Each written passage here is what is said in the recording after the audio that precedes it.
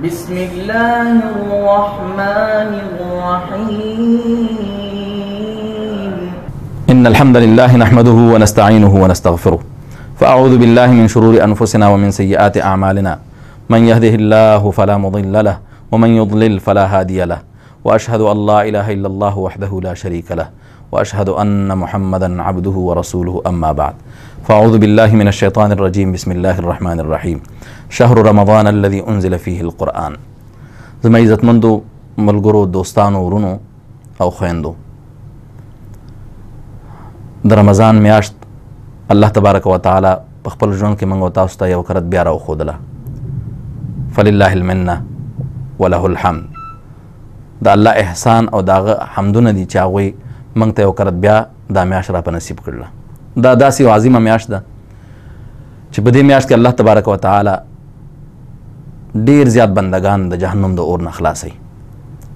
حدیث پاک کې راځي، رسول الله صلی الله علیه وسلم فرمایي، سنن ترمذی کې صحیح حدیث ده چې الله تبارک و تعالی کله چې د رمضان اوله شپه شي نو اکثر بندگان هغه د خپل اور نه خلاصوي، او هر شپه الله تبارک و تعالی انسانان د جهنم د اور نه آزادوي. نو څونه ښکلې میاشت ده چې په دې میاشت کې موتا الله تبارک و تعالی د جهنم د اور نه آزادوي. دارنګه رسول الله صلی الله علیه وسلم فرمایي چې د جهنم دروازې وتړلی شي، د جنت دروازې الله خلاصې کړي، او سرکش شیطانان هغه هم الله وتړي. انسي شیطانان هغه ګرځي هغه دونه سرکش نه وي. نو الله تبارک و تعالی یو فرشته راولیږي، یو ملائک راولیږي چې آواز وکوه چې ای د خیر طلب کولو والا خیر طرف ته راځه، او ای د شر طلب کولو والا د شر نه ځان بچ کا. زما عزتمندو، دا دومره عظیمه میاشت ده چې دې ته د قرآن میاشت ویلی کېږي. د قرآن میاشت الله تبارک و تعالی قرآن کې فرمایي دویمه سپاره کې، شهر رمضان الذي انزل فيه القرآن. د رمضان میاشت هغه یوه میاشت ده چې په دې کې قرآن نازل کړی شوی دی. د څه مقصد دپاره؟ هدى للناس وبینات من الهدى، د خلکو د هدایت دپاره الله دا قرآن رالیږلی. دا جدا خبره ده چې موږ د ختمونو او د رسمونو کتاب وګرځو ده، او د قسمونو کتاب هم وګرځو. دا کتاب د هدایت کتاب ده. او دارنګه رسول الله صلی الله علیه وسلم په دې میاشت کې د قرآن تلاوت ډیر زیات کو. موږ او تاسو ته هم پکار دي چې د خپل نبی صلی الله علیه وسلم په نقش قدم باندې روان شو. او جبریل علیه السلام به نبی صلی الله علیه وسلم سره هر کال دور کو د قرآن، یعنی یو بل ته به قرآن تلاوت کو. په کوم کال چې رسول الله صلی الله علیه وسلم وفات کیږي، صحیح بخاری کې حدیث دی عبدالله ابن عباس رضی الله تعالی عنہ، په هغې کال باندې رسول الله صلی الله علیه وسلم 2 کرته د جبریل علیه السلام سره دور وکړو. نو تاسو اندازه ولګوئ چې نبی صلی الله علیه وسلم عمر چې څومره زیاتیږي هغومره د قرآن سره به د هغوی محبت زیاتېده. د صحابه عمرونه چې به څومره زیاتېدل قرآن سره به محبتونه زیاتېدل. زمونږ عمرونه چې څومره اوچتېږي زیاتېږي دنیا سره محبت زیاتېږي، د قرآن نه تعلق رشته هغه ختمیږي، کمزوري کېږي. نو زما عزتمندو، د مسلمان تعلق د قرآن سره دا د الله هغه کتاب دی چې د دې کتاب په وجه باندې به الله تبارک و تعالی موتا جهنم نه ازادۍ، او دارنګه د قبر د عذابونو نه به هم خلاصوي. دارنګه د رمضان په میاشت کې عمره کول مسنون عمل دی. عمره کول رسول الله صلی الله علیه وسلم یو صحابیه ام سنان ورته ویل کېږي، هغه صحابیه د نبی صلی الله علیه وسلم سره حج ته نه ځي. روایت صحیح بخاری کې راځي. نبی صلی الله علیه وسلم ته پوښتنه وکړه چې ای ام سنان، ته څنګه د حج دپاره تیاری نه کوې؟ ټوله دنیا ما سره حج ته روانه ده او ته را سره نه ځې. هغې وفرمیل یا رسول الله صلی الله علیه وسلم، خاوند نامه یې واخیسته چې خاوند سره مې یو اوښ دی، هغه تاسو سره روان دی. دویم اوښ باندې موږ په کور کې د کور دپاره اوبه راوړو د کویانو نه ساګانو نه. دریم اوښ شته نه چې زه ورباندې سوره شم او ولاړه شم. نبی صلی الله علیه وسلم ورته وفرمیل ښه ستا عذر دی. بیا ورته وفرمیل چې رمضان راشي، آینده رمضان، په دې رمضان کې به تر عمره وکړې، او په رمضان کې عمره کول دا ما سره د حج کولو برابر اجر دی په دې کې.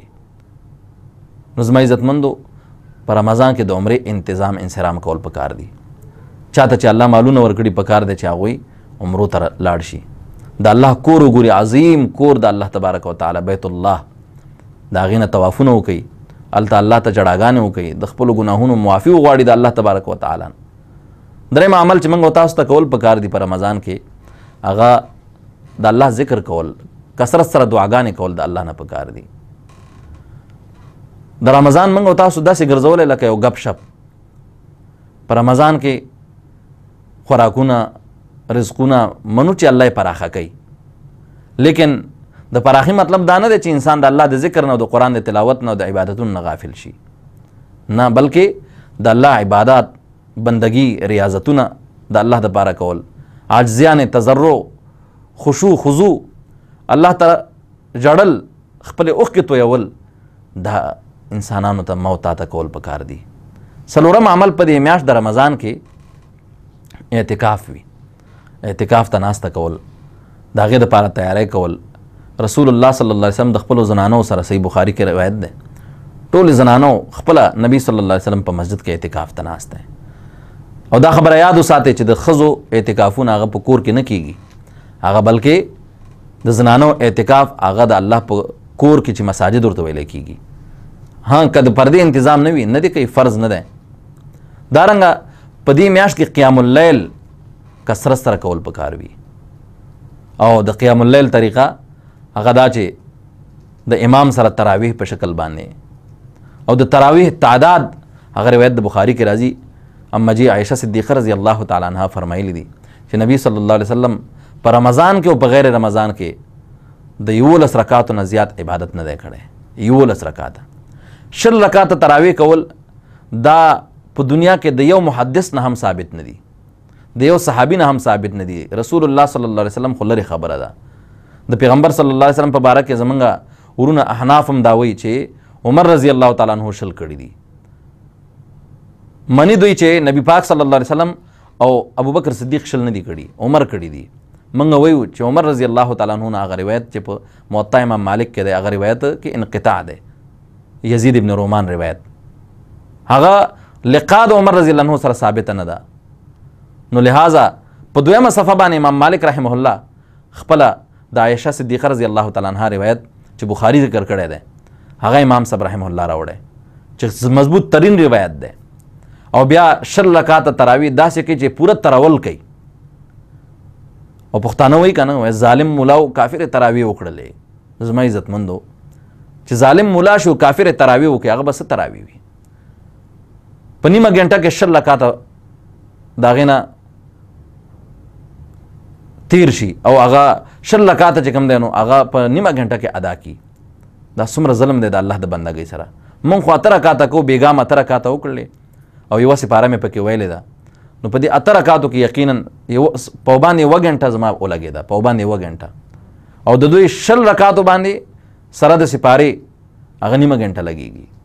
نو زما عزتمندو 10 رکعاته قطعا د رسول الله صلی الله علیه وسلم نه، صحابو نه، تابعینو نه، محدثینو نه ثابته نه ده. دا اس یو دروغو خبره ده چې په رسول الله صلی الله علیه وسلم باندې تپلی شوې ده. که یو سړی وایي چې دا خو د عبادتونو میاشت دی، کول یې پکار دي، موږ وایو کوئ، څومره کوئ، منې کو دی نه، لیکن سنت به ورته نه وایي. سنت به چاته وایي؟ 8 رکعاته سنت دي، او دا نور هسې منځونه دي چې څومره کوئ کوئ ستا خوښه. سنت به هغه 8 ته وایي، 8 ته به بد نه ګوري. نو دا اعمال په رمضان کې کول پکار دي، او الله سره خپل تعلق جوړول پکار دي، او په افطاریانو کې دارنګه پارټیانو کې زیاده توجه نه دی کول پکار. الله تبارک وتعالی دې زموږ او تاسو نه راضي شي. صلی الله تعالی علی خیر خلقه محمد و آله و اصحابه اجمعین.